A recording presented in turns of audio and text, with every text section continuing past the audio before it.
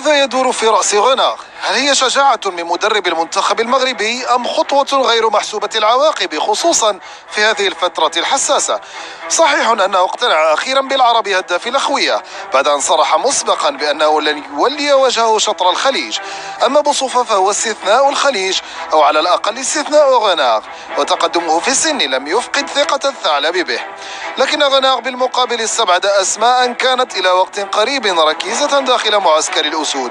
الحديث هنا مثلا عن جناح نابولي الإيطالي عمر القادوري وظهير نيوكاسل أشرف الزعر.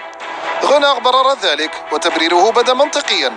القادوري لم تتجاوز مشاركاته مع نابولي بضع دقائق، والزعر يفتقد التنافسية ولم يلعب سوى مباراة واحدة مع نيوكاسل منذ بداية الموسم. أما القرار الذي سيسيل الكثير من المداد فهو استبعاد حكيم زياش. لا هو بقليل التنافسية ولا هو بضعيف الأداء، بل هو أحد نجوم أياكس والدوري الهولندي. لكن غناغ يرى غير ذلك.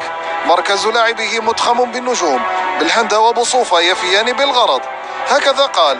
لكن يبدو أن التيار انقطع بين الرجلين منذ مدة ليست بالقصيرة، وتحديدا منذ أجلس غناغ زياش على دكة البدلاء في فرانسفيل الغابونية، وبعدها لم يحضر حكيم إلى مراكش لمواجهة كوت ديفوار وتحجج بالإصابة.